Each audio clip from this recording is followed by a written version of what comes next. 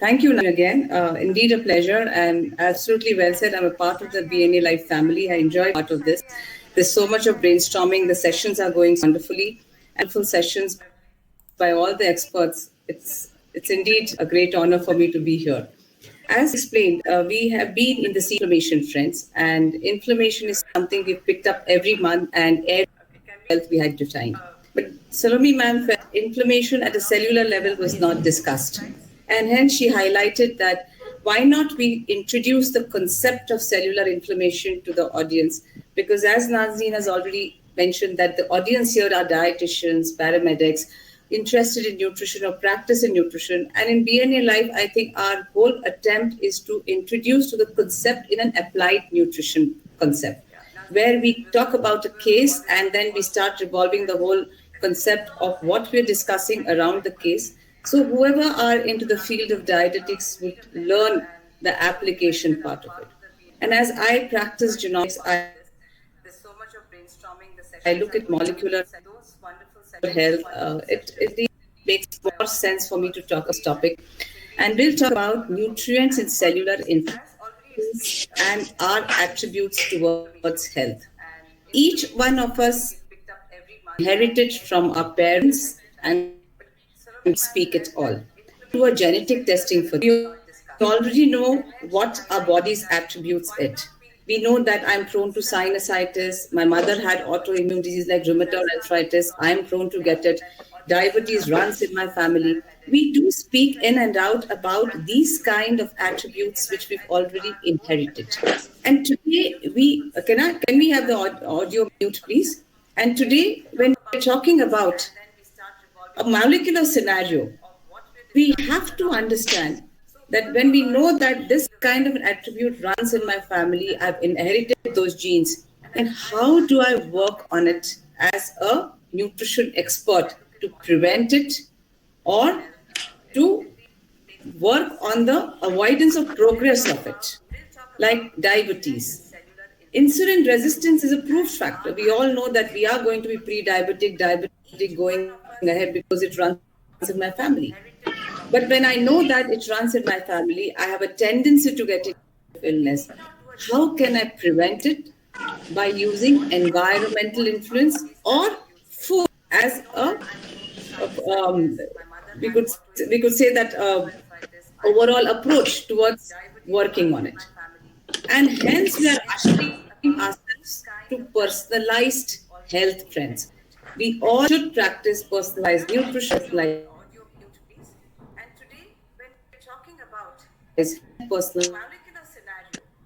personalized, how different are we from before?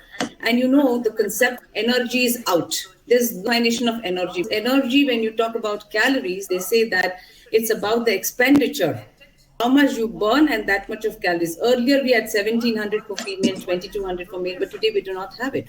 Because energy is subject to your physical activity, to your metabolism, to your genetics, and so much and so on. And hence, the individual susceptibility has to be looked at.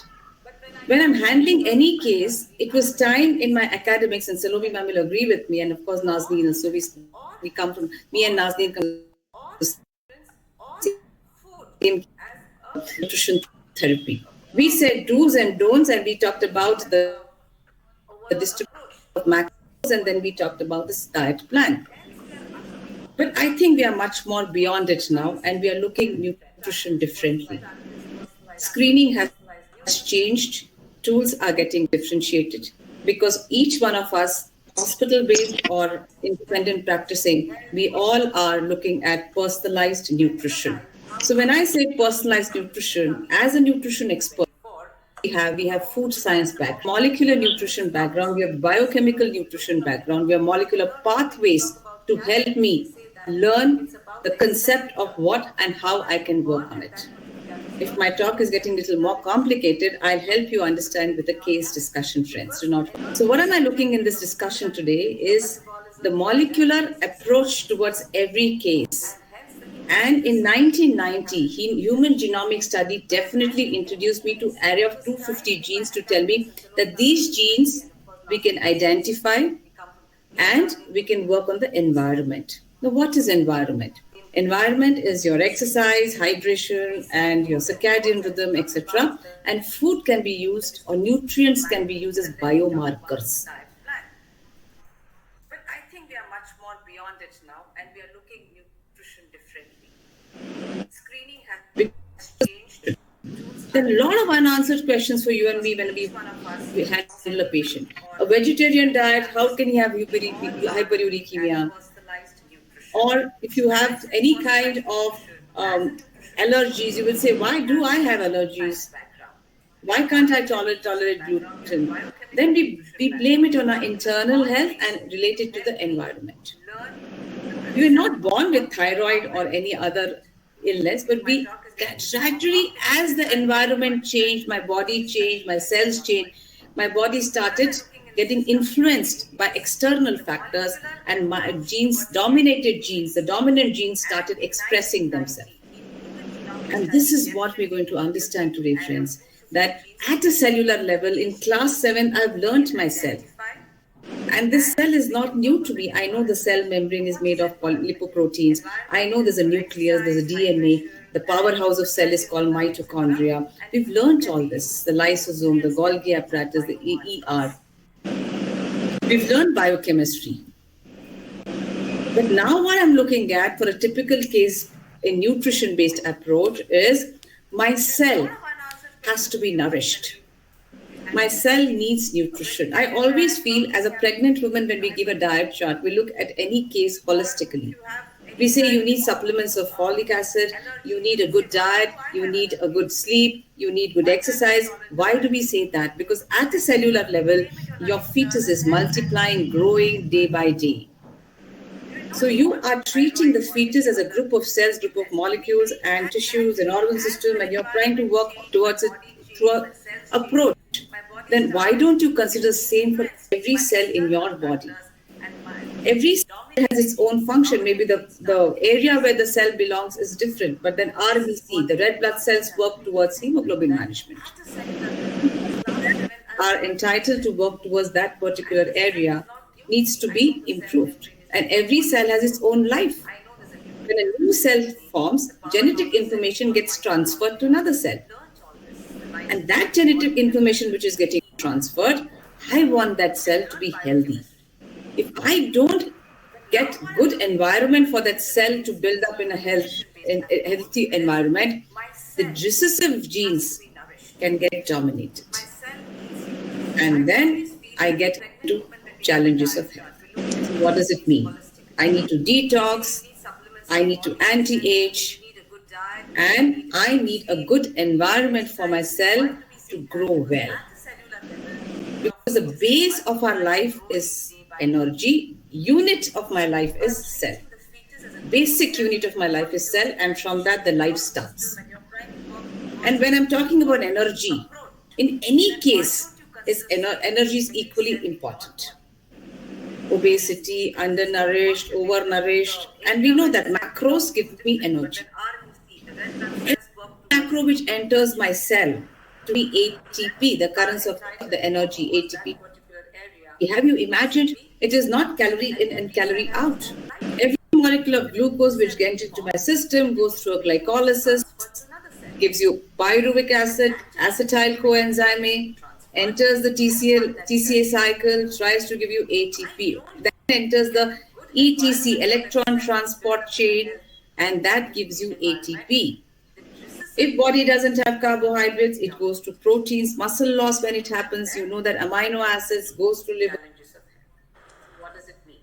I need to deamination, detox, I transaminations. need to Then enters anti-age, the Krebs and cycle, I need a good oxidative phosphorylation environment for gives my me cell ATP, to be and healthy. lipids in a beta So oxidation the gives me base of through, our life again, is the cell. Krebs cycle gives me ATP. Unit of So my life is acetyl cell. coenzyme is a center for all Basic of unit of these. my life is We've cell, learned and from this. that the life We know that starts. so much ATP is formed. And when I'm talking So about why energy, not we start in any conceptualizing case, this thought is process that every energy cell very important? has to be nourished.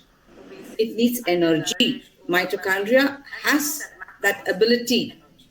to work towards the energy If management, that because fluid each one of enters us, my when we cell, talk to a patient, we know that the challenges most of the patient the faces currency poor of energy, energy is tiredness, sleep. fatigue, etc., etc. Have you imagined? We ask them to There's do for one thing thyroid. in calorie It's more out. of symptomatic There are approach we two kinds take. of glucose which It becomes a diabetic diet, it becomes a weight loss diet. But if I get into the cellular health of that every individual, I have so many answers to the question which I want to work on. I want to look into a detailed aspect of that particular area of health which the patient wants to work on. Is it oxidative stress? It is mental health? It's some just anabolic phase? It is immune health? It is detoxification? What kind of stress the body is going through? Because everybody, when it's complaining of symptoms, simple hair loss, early graying of hair, dandruff, acne, premenstrual bloating, all this has stress to my body. There's some internal stress which tries to get manifested in some symptoms. So as a nutrition expert, friends, what we can do to the patient? We are in an era to understand the internal biochemical pathways. So it's not just luck or genes. It is us, you and me, who can introduce the patient or a client or yourself to an anti-inflammatory process. We have learned a lot about anti-aging nowadays. The newer way of looking at health is anti-aging, and now we call this as inflammation. Against the inflammation is anti-inflammatory.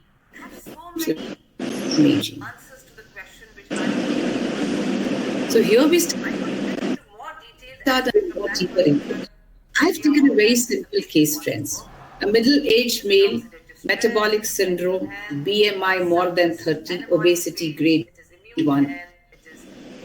And today's scenario of stress, circadian rhythm, hydration, socialization, poor physical activity, travel, and comes to us with a report saying that doctor sent me here. Look, yes, you have to give a diet for me for hyperuricemia. And I'm having some gastric issues, B12, D3 deficiencies, taken care with supplements. And he expects sitting in front of me that I came here for hyperuricemia and weight loss. So do dietitians only handle weight loss? A question to be asked to ourselves. I don't have a ready-made chart of hyperuricemia, low purine diet and giving to the patient, or neither do I have a weight loss template to give it to the patient. I have much more to address in this case beyond this. Because first I'll screen this patient, A, B, C, D. I'll take the recalls. I'll understand the triggers. Because he comes with the pain, he comes with the hyperuricemia medications. So I understand the triggers. For me, the exposomes. What are the exposomes? The environmental factors which triggers your cellular health. So the exposomes are all your processed food, sugars, alcohol, poor hydration, excess calories, very high protein or no protein. So we start taking a recall of that patient and try to understand. And then we try giving, each one of us does the same thing. Then we try to tell the patient, see, you need to lose weight. Calorie deficiency is important. Start working on your mind-body, behavior modification. And you make a diet chart, macro, micros, controlling the protein intake with supplementation, which we now look at it as personalized health or personalized diet chart. Each one of us does the same thing. My first goal is to behavior modification and the protein counting. I'm sure all of you agree with me. Post session will definitely discuss about it if you have more to talk in this. But now I'm talking about, look, this patient is uric acid and obesity, and I want to say there's something beyond this. Right? What do I look at it? I look at internal, what is triggering the obesity. My prescription little differentiates from the normal prescription where I'll say, yes, I need weight loss. I will look that he has very high level of CRP. If I go back to your history, if you can see that CRP is 5 milligram per DL. He's pre-diabetic, that means his insulin resistance. His hyperuricemia and he has gastric distress. So I have the areas which tells me that, look, CRP tells me there's inflammation. Hyperuricia also tells me there's oxidative stress behind the scene. We've had a session during months in this BNA life. Gastric distress tells me there's some gut microflora because the lifestyle is a challenge. And deficiencies tell me is not nourished. So I start looking at, I hope my slides are moving. Nazni? Yes. Yeah, thank you. So the cellular nutrition therapy, little different way of looking at it is, okay, I need to look at the trigger. I know it's inflammation. I know the patient is malnourished. At this stage, she has so many deficiencies. I know the gut flora, the mind is not working, so there's no gut-brain axis here. We need to work on it. I know the time management, and then I look at weight management. It's the last. Because if I correct all this, he will definitely be able to follow a discipline, which will automatically work for him to lose weight. So, my cells, what are they speaking? I go back and say my cell says it's too much of inflammation with me. There's pain of hyperuricemia, there's poor energy, there are a lot of health issues. The gastric ability is not up to the mark. So I start looking at patient through a cellular detox point of view. There are a lot of protoxins, there's a fatty liver, patient is working hard. So if I have to get calorie restricted diet, I need to train the brain. I can't keep him on a diet. I need to look at gut-brain nutrition, plant-based foods, supplementation, only B12, D3, or I need to add one more multivitamin here. If he has genetic history, we work with it. But there has to be an inflammation or oxidative stress management. Very beautifully described in textbook, where it says any injury, inflammation is a protective response of the body. Because if I'm surrendering my body to so many chaos of lifestyle and I'm not behaving well, no, the body sets in a protective response called inflammation. And that's the initial cause of cell injury, the necrotic cells, tissues, all that is called as original insult. This is an insult to my cell. My cells don't feel happy about what I'm going through. There's nothing to be hearing about to my cell. There's no lifestyle, there's no nutrition, there's no oxygen, there's no exercise. That's why there's the first sign of insult to my body saying that, look, you have to take care of me. So it sets the motions, the events, where I start working on it to heal and restitute. Look, a very beautiful diagram and a flow chart here. We'll take the same example which we discussed. Now, if there is a stressor, the stressor here is maybe weight, hyperuricemia, micronutrient deficiency. All these are stressors for the patient. The body is not happy. And there's pain because of hyperuricemia. There may be fatty liver also because it is somewhere not recorded. So what happens at a cellular level is my cells, my mast cells, my B cells, my T cells, the immune system goes for a chaos. My mind is not happy. My sympathetic nervous system triggers. Sympathetic is a response of my body to every action which is coming in front of me. The food comes from me. I'm not controlled. I can eat as much as I know everything is bad. This is not a good. Alcohol is not good for you, but I can't control. I surrender myself and keep on eating. So sympathetic nervous system trigger is there. My gut-brain axis doesn't work. My pituitary, hypothalamus, because the messages, all the neurotransmitters are not working because there is very high amount of, if you can see my cursor, I do not know. You can see, but there's a lot of stress. The peripheral hormones decrease. And this leads to higher inflammatory status in my body. There is increased pro-inflammatory cytokines. So all cytokines are IL-6, TNF-alpha. We've learned about them. They are my inflammatory cytokines which grow up. And then I have my GLP-1. Do you know what is GLP? Glucagon-like peptide hormone, which gives me satiety, early satiety. They are incretins. So my food intake decreases, or it may be emotional eating. It's not hunger and satiety anymore. Right? There is weight loss or weight gain. This is for a patient. If this acute disease, they said it's disease, so it's weight loss. But for this patient, there's no weight loss. It is more of emotional eating. So what has dominated the patient here is the gut-brain axis, the stress hormone. This side of the cycle has dominated in this NCD case which we are taking. So there is a lot of fat gain, there is a lot of muscle loss, protein degradation increases, protein synthesis decreases, patient ends up in complaining of energy. And in a hospitalized malnutrition scenario, it's a completely different. Your patient loses weight, patient goes into sarcopenia, and who is the culprit? There may be some inflammation stressor there.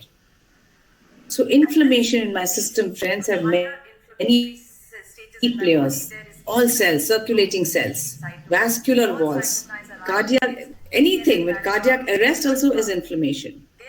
What you do first when you go to a hospital is a TROP-T test trying to say whether there's inflammation, how are the cardiac enzymes there, and then they work on anti-inflammatory approach. So your vascular walls, your circulatory proteins, your circulatory cells, all this gets triggered when there is an inflammation. So now the therapy here, which we as a nutrition expert look, is various areas. Here I need to work at his cellular health. I need to clear the toxins out of his body. I work on his gut microbiota. I work on his gut-brain axis, train the brain through various pathways. Because there's always a homeostasis, a glucose homeostasis, the lipid, because body wants to be in balance. And I start looking at any kind of metabolic pathway which will help balance. It can be macronutrient balance, it can be oxidative balance. Because what is the definition of fitness? When I go on a calorie control diet, is I go with an anti-inflammatory approach, especially cases like this. So I achieve a homeostasis of the body. And the homeostasis, in this case, if you look, that the patient has non-vegetarian, he has social and travel food. He already has allergies with all the inflammatory foods like gluten, dairy, nuts, which generally we say that, yes. So when in this case, how I look at this case is, yes, I know there's an obesity here. So already when the visceral fat increases, each one of us starts a low-grade inflammation, you and me at the same time. The visceral fat in my body manifests a low-grade inflammation. We saw in the flow chart, increases cytokines, increases GLP, increases your gut-brain axis, and target becomes an insulin resistance. It's the insulin resistance, because this patient is also pre-diabetic. We have worked on insulin resistance. Insulin resistance increases your inflammation. Patient eats a lot of food, is gained weight, that means he's in a hypercaloric state. Too much food, we all know, increases the oxidative stress to digest that particular food. We'll talk about it, large meals. So hypercaloric state here definitely tells me that there is increased pro-inflammatory mediators. There are M1 macrophages, because body is working hard to digest, to work on his weight management, because it's already fat. And hence, how do I know the body's inflammation? All of you will definitely have this question. People do CRP nowadays, TNF, IL-6, CRP have been done in the report. Uric acid is nothing but inflammation state. So when you know that there are these are the inflammatory markers. In acute phase, CRP is very popular biomarkers. CRP is more than 100, which patient doesn't walk into a scenario at 100. Maybe in a very case like hospitalized patient, sepsis and all, you may have that where the CRP is not considered at all. But till 10, they've said that acute phase with CRP is 0, it's not 0, it is 10 milligram by DL. Now this, till here, we can definitely work with nutrition and lifestyle changes. Another inflammation marker which they've said is albumin, and it is also an established biomarker. So in a hospitalized patient, inflammation can be, I've taken an OPD scenario, but in a hospitalized patient, disease-related malnutrition, acute illness, fever for that matter, more of catabolic state, when the body is in a very high inflammation, CRP is very high, you start looking with anti-inflammatory approach towards any kind of this inflammation. Because if now this is an OPD scenario and you see that one meal of the patient is very large, patient can eat beyond 800 calories per meal. So postprandial response to the food digestion is very bad.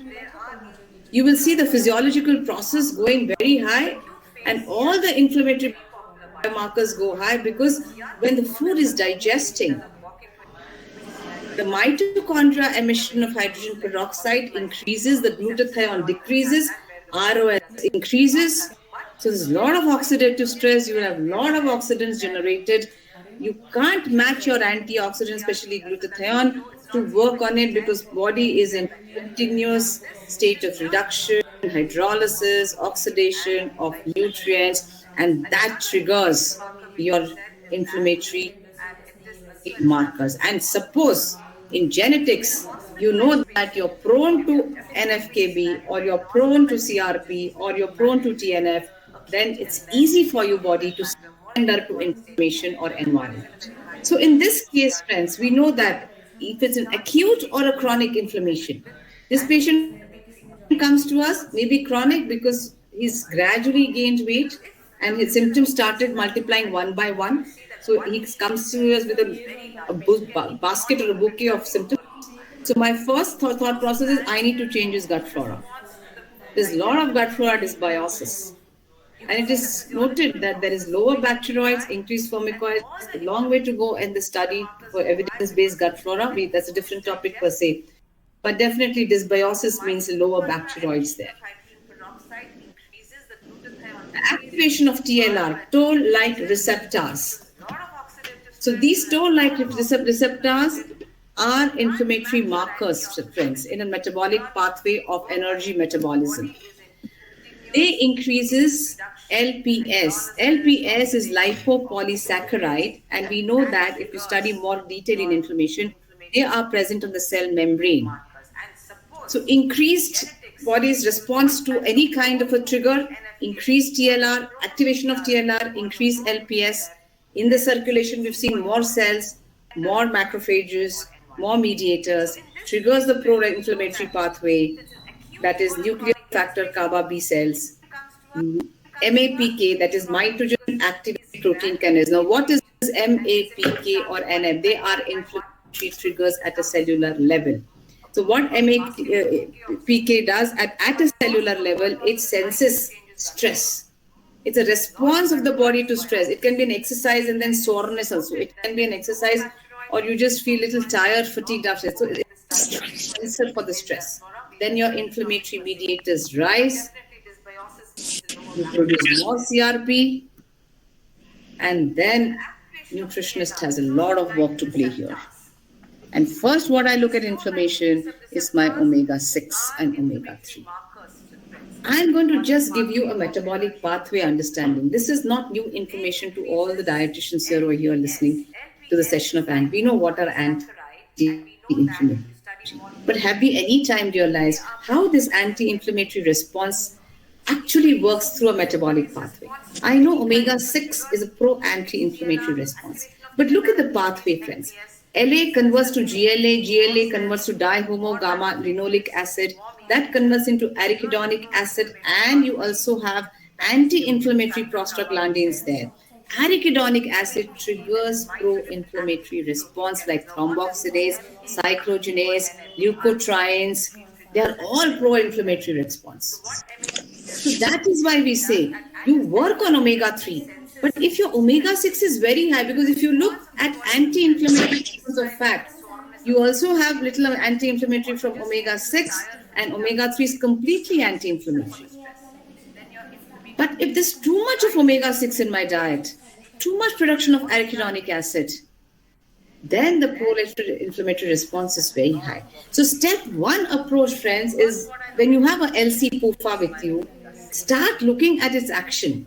The LC-PUFA, how much is omega-6 rather than working on omega-3, which is mostly the cooking oils, outside food. So there's a large amount of omega-6. And you see the omega-6, they are also long-chain fatty acids. And if it is not balanced to 5:1, which we've already studied in our books, then you know TLR, LPS, oxidative stress, MAPK, at a molecular level, if you look at this, the mitochondria, activated protein kinase synthesis, all these pathways get activated.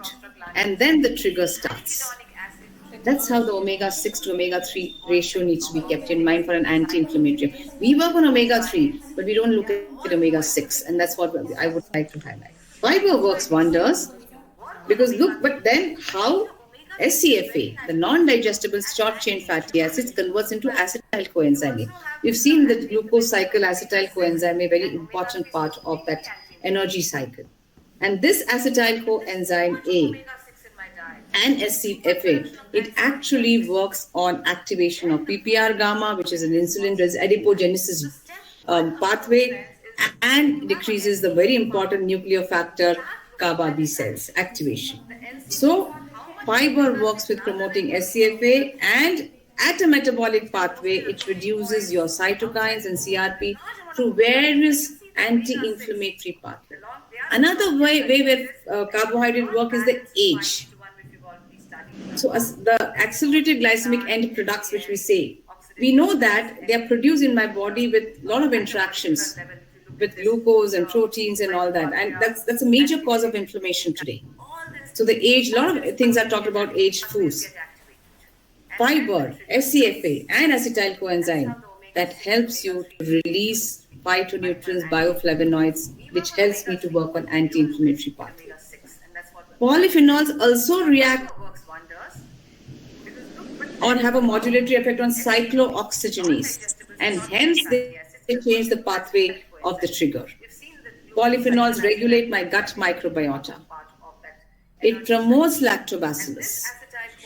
So when I know that in anti-inflammatory, I know I have to look at the patient's micronutrient correction, give a lot of diet with good amount of colors, ORAC values, or maybe plant. We know that E12 plate also has half of vegetables.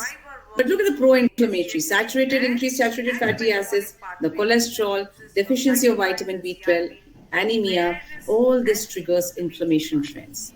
The minute you have this in a patient's recall or scenario or in a lab value, let's start looking at an anti-inflammatory approach so that it helps. What I would like to highlight here in anti-inflammatory, most of us we know, I'm not going to detail, we need time to discuss. So magnesium and zinc, look at these two beautiful micronutrients which have a very important role to play. So adequate protein, 0.6 gram protein, not more than that. It has good amount of zinc, there's a 12 milligram of zinc per day. And I would like to highlight immunonutrients. There's no standard nutrition in terms of nutrients and concentrates for immunonutrients. It is actually the balancing of your cellular health, prevent inflammation, maintain the cellular environment. So we look at a combination food. We look at all the anti-inflammatory foods, omega-3, D, selenium, sulfur containing amino acids, glutathione, etc., to help me to have better cellular health that works on my immunity. So the whole outcome is neutralizing the oxidants which is being created through the stress triggers in my body. Then that can be anything. So this particular patient, I would look at more of increased vegetables through any diet wherever is comfortable, circadian rhythm. I would look more of plant-based diet. I would look at gut-brain axis, creating a good gut flora with SCFA. If I need pre-probiotics, I can give him because there's a lot of gastric distress. I look at nutrient-based nutrition. I look at all those selenium, zinc, and other areas of nutrient-based approach in my diet. And I would give him a multivitamin. I'll give him D3. I'll give him B12. He must be all free on that. But if needed, I would give him a glutathione also because there's a lot of generation of ROS here. So if you look at an anti-inflammatory component, there's so much pro-prebiotics, symbiotic, postbiotics come here. Chrononutrition comes here. Functional foods come here.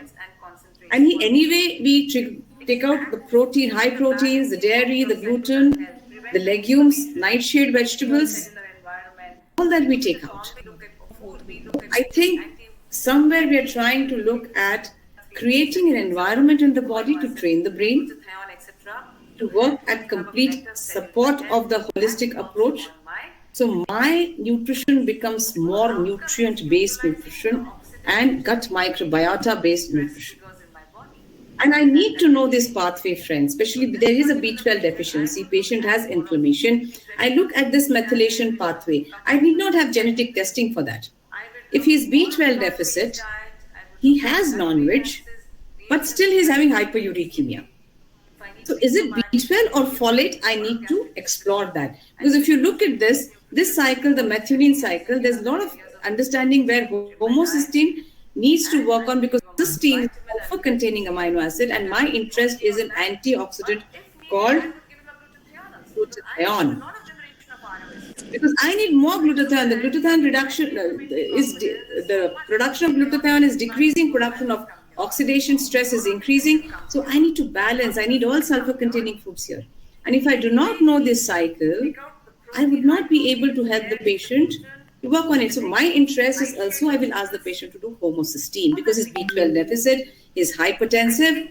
I'll ask him to give homocysteine, and then I'll start looking at folate or folic acid to work towards his nutrition. I will look at more of folic and folate towards it. This is called functional nutrition, friends. If I have to train the brain, betaine is another nutrient. You see here this betaine. It is created from choline and glycine. But we know that choline, glycine, and choline is now supposed to be a very important. It's come under like glutamine, conditional amino acid, and important amino acid. We do not know, still it is not labeled as amino acid, but choline is because of its role in acetylcholine, the neurological role and all. So this trimethyl betaine, there are a lot of supplements in the market. It trains the brain. So start looking at all these areas: magnesium, betaine, vitamin D, B6, B12, and this is the job of us, friends. When you have a patient to handle where you said, I know everything, but I'm not able to work on it, look at his homocysteine and start looking at trimethylglycine. I'll take a special session of methylation if you all wish to understand. But today's session is to make you understand how an approach towards cellular health is more important here when you look at a simple metabolic syndrome case like what we've discussed today. Mitochondrial dysfunction, energy regulation. Mitochondria is aging. Mitochondria is trying to tell me that there's a lot of mutations, there's a lot of oxidative damage, there's decrease in CoQ10 levels because CoQ10 is a very integral part of oxidative phosphorylation. Then your patient ends up getting into aging. Aging gives you inflammation. It's called oxy-inflammation. It's called chronic inflammation. And you have nutrients like ALA, CoQ10, your EPCGCA from your green tea, melatonin, NAC, polyphenols, proanthocyanins, all these nutrients to help you. But you'll go confused after this session saying that what to work on. I'm not giving you any supplement story here. I'm trying to tell you, if you create a good flora, if you start looking at personalized nutrition like we did for this patient, create a good gut flora. My body makes all this. I don't have to give it to. But if my body is unable to make it, first give a proper work of elimination. I'll come to how we start looking at the personalized nutrition factors. Identify factors. Identify biomarkers. Your biomarkers are homocysteine, B12, hemoglobin. And finally, to end up, how will I handle this case? Is I'll give an anti-inflammatory diet, cut down the proteins for this diet, eat a 1/4 plate, except explaining the plate concept. I'll work on cutting down inflammatory triggers, ultra-processed food and wheat and all this. I'll work on gut-brain axis. I may give him trimethylglycine supplementation because if it's not, gut flora takes time to build up, and plus the environment, he's still working, this is going to still travel, very difficult. Start looking at pre-probiotics and start working on his mind, gut flora. And then let me see the last point. If I'm going to train his brain, make him more disciplined, exercise, I think I'll be there with this. So that's it from me, and thank you, Nazneen. Thank you, Salome ma'am. Over to you to take up the questions. Welcome. Thank you, Dr. Geeta, for that very, very elusive and very, very detailed presentation. I think it was an absolute academic treat. Salome ma'am, may I invite you to kindly add on to all the very, very pertinent points Dr. Geeta has made? Thank you, Nazneen. I think Geeta has not left anything for me, and she has to add some more explanation to go over to how do we channelize this entire precision nutrition for not only the case she presented, but almost every day we see these cases where we need to add these correct what is there and understand the mitochondria and begin with cellular nutrition. Which is an excellent presentation and a lot of learning, Geeta. Thank you so much. I think our audience really want to learn more and more because this is what we as a nutritionist and dietitian should look into, and not the routine practice of just giving a planned diet. It has to be precision nutrition. It has to tackle every point. It has to see the biomarkers, it has to see the inflammation, it has to also see the triggers and the deficiency. And as she said, that the body is capable of meeting this requirement once we change the environment, the cellular environment, and that is where we need many a times we fail because we are not able to give enough time, or we're not able to pick up this particular aspect of cellular nutrition or inflammation and treat our patients. So, Geeta, I think excellent job. I'm also learning from her side. What do I add more? Thank you so much. And we take questions if there are any questions. And Yeah, there are some questions. we can also. Namrita Sharvari Gaikwad has asked that can you please repeat the methylation part regarding the sulfur-containing foods, Yeah. and what are all the triggers, especially elimination of wheat and dairy? Sure. Thank you. Sorry for my video. I don't know what made the video blur here. So sorry for that, in fact, but I think you can hear me. So thank you, Salome ma'am, for your comments on this. Appreciate, and you're very humble. I think that's what it says all about, that you always put us in front saying that, yes, you spoke very well, but we know at the background how important is your backup and knowledge means to us. Thank you very much for that. And thank you for giving this platform again. So taking Sharvari's question, the sulfur-containing foods and methylation. Cysteine has a very important role to play, and methionine is a sulfur-containing amino acid. It's an essential amino acid. Cysteine is essential amino acid. We have to understand that a methylation is giving of a methyl group to a cycle. When there is a methylation, there is definitely the process of the detoxification, and B12, B6, B9 is used as cofactor. In that detoxification, you generate cystathione, you make glutathione, you make purines, you make uric acid. It's a process where you make creatinine also in that process. So all this, when we know that sulfur-containing amino acid also plays a very important role in your detoxification of liver. And that is why highlighting the role of cruciferous vegetables, including the radish, the cauliflowers, the broccoli, etc., what is being promoted. Also cysteine as an amino acid, and methionine. You do have NAC supplements, N-acetylcysteine, which also plays a very important role as a precursor to give you cysteine generation. So when you give this support or substrate to your methylation, then I think your methylation cycle will be proper. You will not have B12 deficiency. You will not have, end of the day, you need to work on anti-inflammatory process. You will have increased generation of glutathione, and that's how I think it works there. And what all triggers were eliminated, see what happens is, we know that there are triggers which are allergens. Patients come to us with food sensitive report. I think Nazni was a part of that food sensitive report. She's been working very closely with it. And we know that gives us saying that you're allergic to most of the protein. Proteins are allergens. So you generally have corn protein, you have wheat, you have dairy, you have fish, shellfish. We know that these are the proteins that my body can be allergic to. So I think these proteins, when I know that if I do not have that food sensitivity report, I can remove this food from the elimination. So my body doesn't have to work hard, goes randomly. Because at the end of the day, when I eat my food is converted into all these molecules. Some go to liver for detoxification, some get assimilated and absorbed in my small intestine. And hence elimination will reduce the burden on digestion and help me to absorb my food better and recover. So I think that's a fabulous explanation.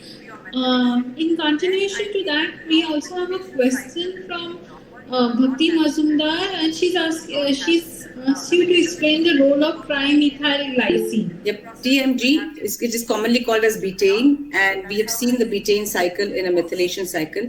It produces your monoamine metabolic pathways, which is dopamine, serotonin, and hence TMG works better in creating a neurotransmitter. It also has to role to play in GABA production. So when you have neurotransmitters, gut-brain action, when you want the patient to be more mindful and attentive, and you want to create a substrate again to help the body to produce more betaine. So TMG, trimethylglycine. Glycine is a substrate to help you to produce the betaine. So 3 molecules of glycine, because glycine is a non-essential amino acid subject to body's availability. We are all getting, I won't be able to give a lot of proteins here. It's a non-essential amino acid. So that's why if I give trimethylglycine, it may help me to produce better neurotransmitter like dopamine or serotonin, which will help me to have a better gut-brain axis. And hence TMG was highlighted. Yeah. Also, I think Dr. Geeta, today's presentation is very perfect, because today a lot of supplements are available. People just buy it off the rack without understanding what is really required for me. Yeah, so any word of advice for you, for all the audience, on what is it that you should particularly look at before you start supplementing? So I think food first policy, supplementations come later on. These are all supplements which have no toxicity reported. So there are no TULs for this. There's no upper limit. And supplements, and these all supplements are given when people, it's like creatinine. My body makes creatinine, still I give creatinine. I need to understand the importance of supplementation. The area first is the goal and area, because here patient cannot have proteins. He will not be eating. He is not mindful. There's no gut-brain connection. Gut flora will take time to come. Hence, I look at some neurotransmitter generation, and hence the TMG supplementation.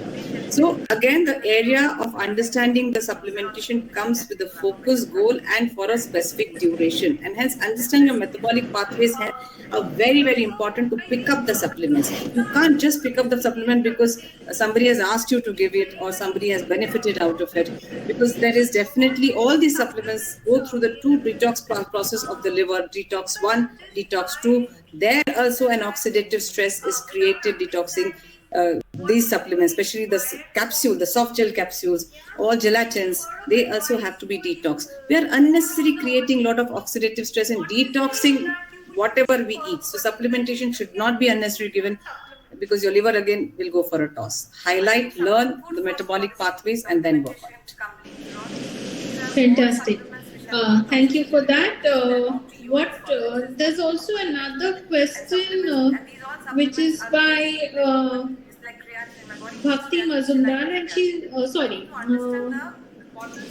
by Shraddha, and she's asking how to improve gut microbiome with specific foods.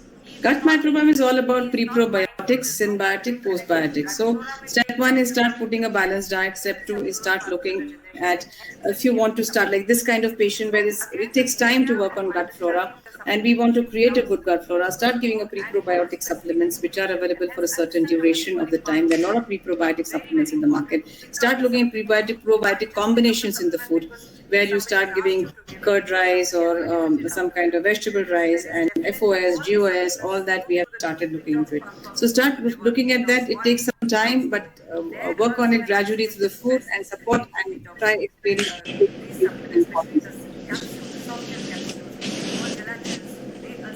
I think that was a fabulous session, and I think most people are completely in awe of the entire presentation. I think we need one more session. Many more sessions like this, and to kind of further deliberate and understand cellular nutrition. Salome ma'am, would you like to add on something? That's what I said. We need a few more sessions to understand it more, so that each one of us, whether we are in a hospital or a private practice, we can implement cellular nutrition in our day-to-day practice, which is really going to help our clients and also give us more of confidence that we can manage every condition or total mitochondrial health, which is so much important. So I think we should dwell in it when we are doing a series of inflammation. I thought this was important, so I requested, and Geeta was kind enough to accept it. Because when we see different inflammation, and if we do not look at a cellular inflammation, I don't think we are anywhere. We are just beating around the bushes. So that's why we needed this at priority. So I think thank you so much, Geeta, Thank you, ma'am, actually, to for giving dwell me on this it, and opportunity. we can have one more, whatever. So I think there's you few think, hands raised, methylation. Yeah, there are few hands raised, Dipali, ma'am. would you like to Yeah. say something? You raised your hand. Yes, Deepali, somebody is raised. Or maybe by mistake, I don't know. Anybody want to unmute and say, please go ahead before we end the session? My mistake. I think it is by mistake. Yes, Yeah, she said by mistake. Snehal, the recording of this season and all the sessions will be available. You can log on. This session will be available after 2 or 3 days on the BNA Live YouTube channel. Please go and watch even the previous sessions. Please also do like our pages of the Facebook and the Instagram. It comes under the name of BNA Live, so that all of you all have information on all the sessions which are conducted, and also a lot of past sessions are already uploaded. So please do go and like it, and please view and share with your friends. And I always get this better work to do of thanking. Thank you all for being a wonderful audience, and we've seen the strength of BNA Live. It's been now 3 years since we started, and each year we've seen it grow. We started during COVID, and to now, I think it has grown strength to strength. We have to thank Salome ma'am for kind of enabling, to be an enabler, to be an educator, and to be a mentor, and providing this platform. Our team, our core team with Dr. Geeta being the secretary, also today's fabulous speaker, has done some brilliant work. A lot of mind goes in selecting the topic, then selecting the pertinent speaker, then getting the presentation together, then getting all of you all together. So I think it's some tremendous work, and for that we are also eternally thankful to the Nucigenix team, Mr. Nitin Gandhi, Alpesh, Mr. Advait, Vishaka, who very sweetly and very kindly organizes this entire session. Also other team members, Richa Shukla. So, and of course, all this is not complete without all of you all coming and attending the session month after month. So, thank you so much for being there, and we hope to take this to a much larger movement of spreading education, and hope to see you all next month with yet another exciting topic. Absolutely. Thank you all, and have a great day. Thank you. Thank you, ma'am. Thank you, Thank you. Nazneen. Thank you, Nazneen. See you next